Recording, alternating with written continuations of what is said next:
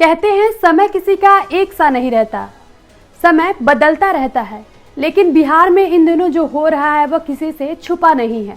फिलहाल बिहार की सियासत में कब क्या हो जाए यह कहा नहीं जा सकता, और यही कुछ इस मीटिंग के चर्चाओं के बाद से शुरू हो गया है कि देर रात नीतीश और तेजस्वी की मीटिंग हुई और बिहार मीटिंग के बाद बिहार में बड़ा परिवर्तन होने जा रहा है। यह परिवर्तन क्या है और मीटिंग में क्या हुआ है जिससे सियासत को हिला दिया है, आपको आगे इस वीडियो में बताएंगे। नमस्कार, मैं हूं प्रिया सिंह और आप देख रहे हैं इंडिया इम्पैक्ट। बता दें कि कहानी महाराष्ट्र विधानसभा चुनाव के पास से शुरू होती है। महाराष्ट्र विधानसभा चुनाव में बीजेपी को मिले भारी बहुमत के बाद देवेंद्र फडणवीस के सीएम पद पर राजपोशी हो चुकी है। महाराष्ट्र में अब तक गठबंधन का बिहार मॉडल चल रहा था, मतलब जिस तरह बिहार में बीजेपी के एमएलए अधिक होने के बावजूद नेता नीतीश कुमार को सीएम बनाया गया, कुछ वैसा ही महाराष्ट्र में किया गया था। बिहार मॉडल की तर्ज पर महाराष्ट्र को कम विधायक होने के बावजूद शिवसेना नेता एकनाथ शिंदे को मुख्यमंत्री बनाया गया था। पर महाराष्ट्र विधानसभा चुनाव के बाद भाजपा नेता देवेंद्र फडणवीस को मुख्यमंत्री बनाया गया है। एकनाथ शिंदे अब डिप्टी सीएम बन चुके हैं। अब नए साल की शुरुआत में उम्मीद है कि बिहार चुनाव की घोषणा हो जाएगी।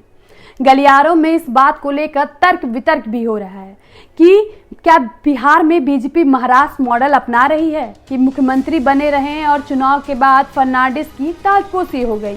क्या नीतीश कुमार भी सिर्फ चुनाव तक बिहार के सीएम हैं? दरअसल एक कार्यक्रम के दौरान गृह मंत्री अमित शाह ने नीतीश कुमार पर पूछे गए सवाल पर ऐसा जवाब दिया जिसको सुनकर हर कोई हैरान रह गया।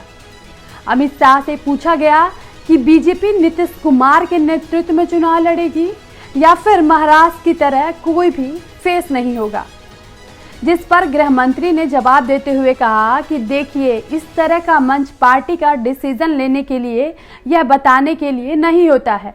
मैं पार्टी का डिसिप्लिन कार्यकर्ता हूं। मैं पार्लियामेंट्री बोर्ड की बैठक में इस मुद्दे पर चर्चा होगी और फैसला होगा। इसी तरह जेडीयू में भी इस मुद्दे को लेकर चर्चा होगी। दोनों पार्टियों के बीच में जो निर्णय होगा वह आपको बता दिया जाएगा। गृह मंत्री की बात से तो इतना तय हो गया है कि अभी बीजेपी नीतीश कुमार के नेतृत्व में ही चुनाव लड़ेगी। इस बयान ने बिहार में उथल पुथल मचा दी है। इसके बाद से एक पोस्टर डाला गया है जिसमें साफ लिख दिया गया है कि जब बात बिहार की हो तो नाम सिर्फ नीतीश कुमार की हो।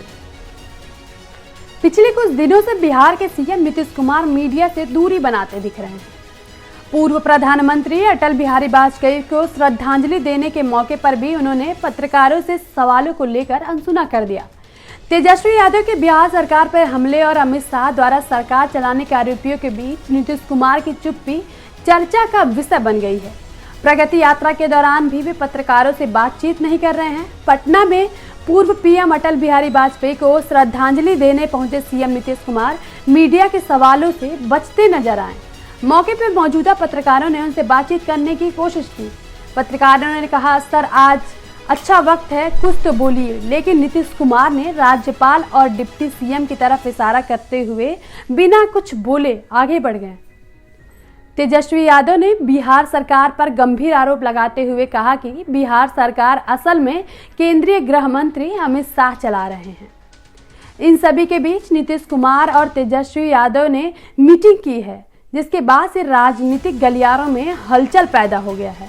अब लोगों को कयास लगाना शुरू कर दिया है कि आखिर इस मीटिंग में ऐसी क्या चर्चा हुई है। लोग तो अब कहना भी शुरू कर दिया है कि नीतीश कुमार पलटी मारने वाले हैं। अब देखिए आगे क्या होता है।